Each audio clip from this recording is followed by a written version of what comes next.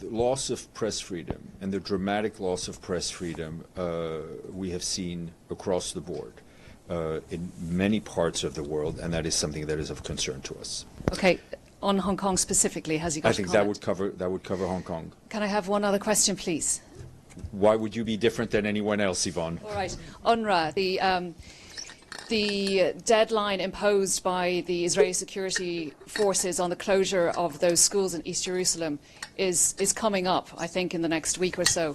What is the situation there? Have they moved off the premises? What is UNRWA doing? My understanding is that the schools are continuing to operate.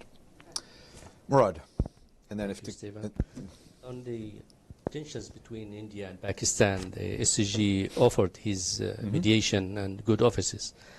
And the Pakistan ambassador just said that they actually invited the SCG to mediate. Have you received any response from India?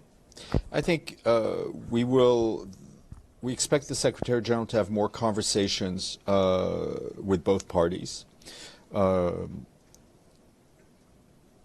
As in any conflict or any we're not in a conflict in any situation where there are high tensions between two member states. The Secretary General's good officers are available, but to state the obvious, good officers only work if all the parties involved accept it. And if I have something to share with you on that, I will. Kari, then Iftikhar. Thanks, Steph. A follow-up on Murad's question.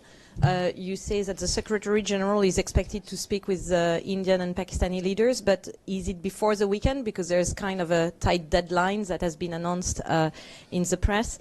And second question was asked actually by Amélie and Yvonne. Thank you. Third question on Haiti. It's very difficult to have a clear picture of what's the exact presence of the UN right now.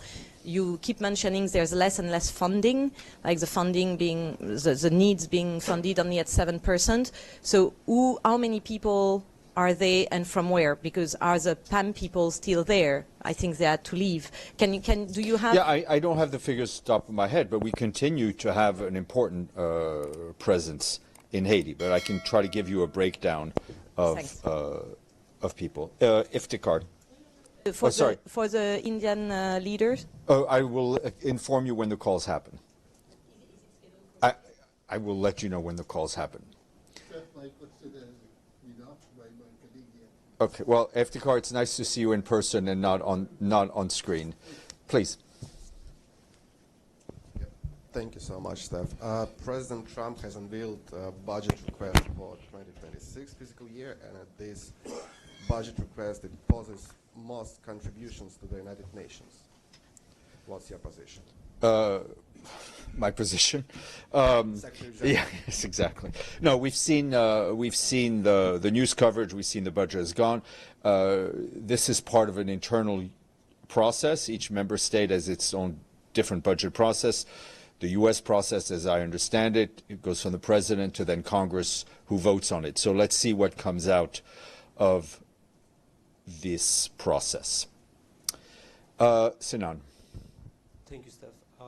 I think you received this question before, but I'm not 100% sure. And also, it's very important. I think it's okay if I ask again.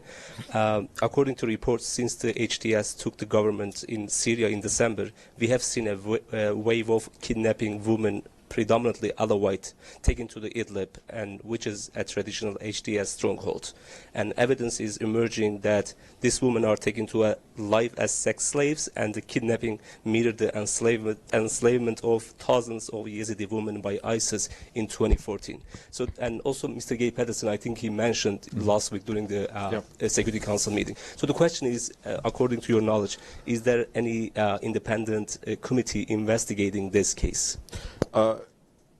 These reports are highly concerning, to say the least, right? And we are very concerned at any attempts to increase sectarian tensions in Syria. I will check with our colleagues on the various Syria-based commissions working around the Human Rights Council if they've done work specifically on this issue. Okay, any questions online? Thank you all.